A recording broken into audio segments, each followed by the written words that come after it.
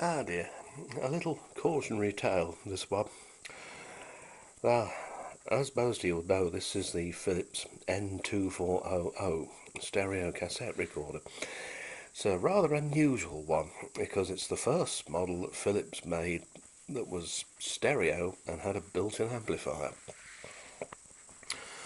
This used the old AD161162 germanium transistors, and very basic indeed. I suppose you can't blame Philips really, because they didn't know whether there'd be a market for such a thing. They were already making some very good reel-to-reel equipment after all, so perhaps just putting a toe in the water to see what it would do. Very basic. Just got volume, balance, bass, treble, record level. A little VU meter up here works only during recording, and there's only the one of them you'll notice. And then up here, the mechanics used on their old EL3302 model have been modified to give you these push buttons, and you've got a eject and a pause button as well. And on the back, two 5-pin DIN plugs, one for a ceramic record deck and the other one for a microphone or radio or whatever. More sensitive, that one, and it definitely does matter which one you plug them into, let me put it that way. Then on the back as well, the 2-pin DIN speaker jacks. On an earlier machine you'd find that there were two ways you could insert the plug, so you could either use a 4 or an 8 ohm speaker with them. Reel-to-reel machines were like that too in some cases, and there you've got your voltage selector down there. The frequency doesn't matter because it's driven by a little DC motor. Now, about the same time the 2401 was made, that was an auto changer one. Looking very much like this, had a definite family likeness, but only had volume, balance, tone and record level. And there was one of those for sale on eBay not long ago. More on that later. Then a bit later on still, you got the 2405 stereo, and this again, volume, balance, tone and recording. Little level gauge like the 2400, same mechanicals again, same connections on the back, only about half the power output though. The 2400 enjoyed quite a long production run. The first, as far as I understand it, were made round about 1968, might have been late 67, and the last sometime in 74. These came in about 72. Both of these models eventually disappeared in favour of this, the N2407, which had a dynamic noise limiter on there, an early form of Dolby, if you like, to get rid of the tape hiss, and it works very well. It's actually better than Dolby because it doesn't tend to make the tape sound muffled when it's switched on. It only works as it needs to. 5-pin DIN plugs for your microphones, or you can plug a stereo mic into that one. Twin VU meters that work both during recording and playback. Separate recording level controls for each channel. Separate volume controls for each channel, and then bass and treble.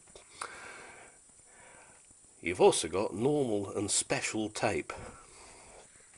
Now, this is all very ancient stuff now, but comparing two ordinary cassette tapes, this is a special chromium dioxide one, and you can see there's a little hole beside the knockout tab. That hole isn't present here. The knockout tab has been knocked out on this one as it's a pre-recorded tape, but you see there's no little hole, and that was how it knew what type of tape had been selected. When you put this one in, it didn't press the little arm down in the cassette compartment, so it knew that it was on the special tape setting. You can play the special tape on this one, but you can't record on it very well. It won't have it. The bias is wrong. It just won't. It won't wear it.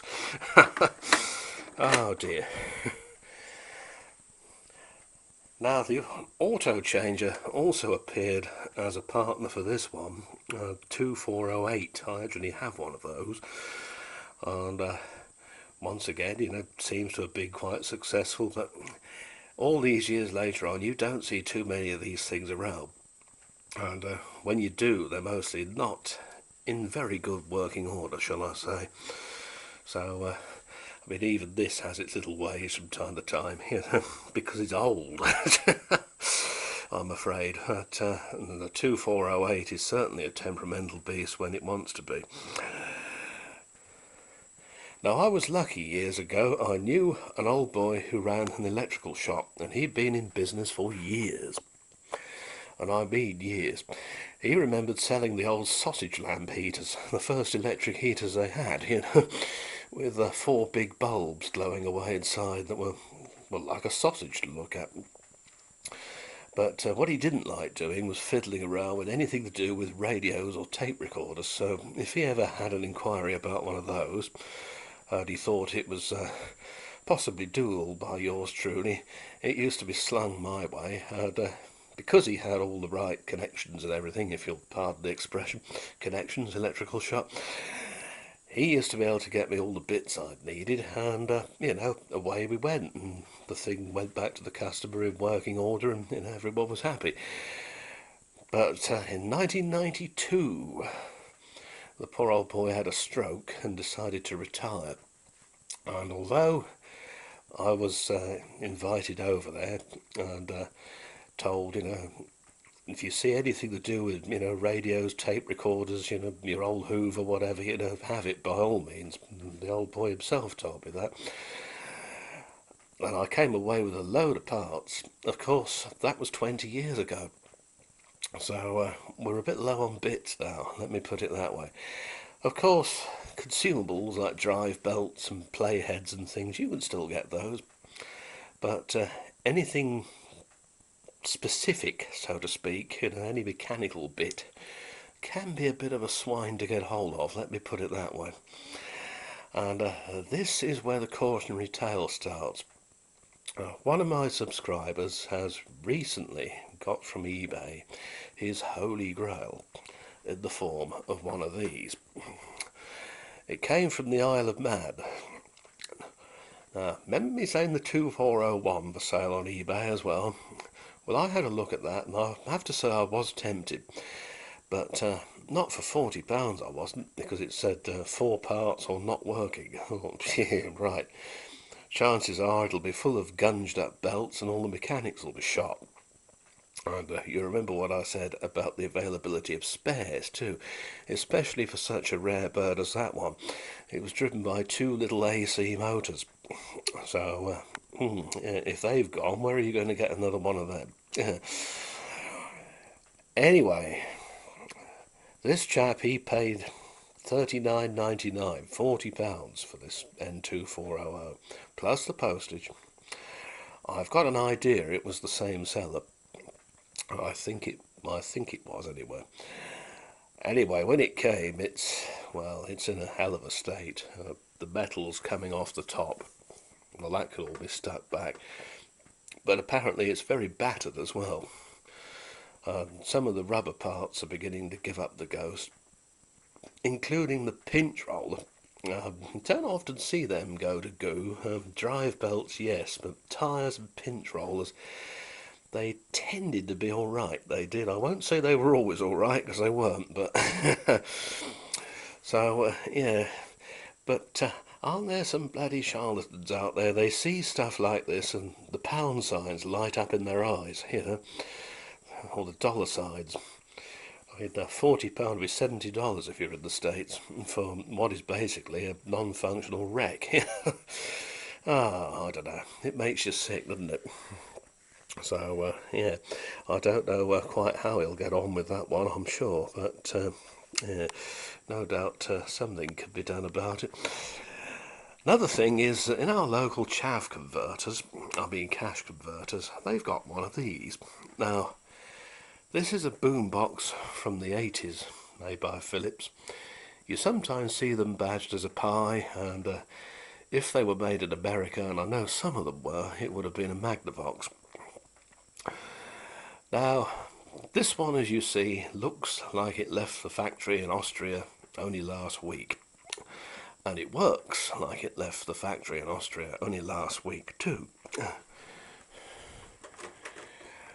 In the chav converter, they have one of these. Same machine, same model, but it's all scratched to bits on top. The dust cap on this speaker's been pushed in. This has gone to sepia, sort of sepia gungy colour. I don't doubt that the red Leicester cheese gears in there are all shot, so the tape deck probably doesn't work. And they want £20 for it.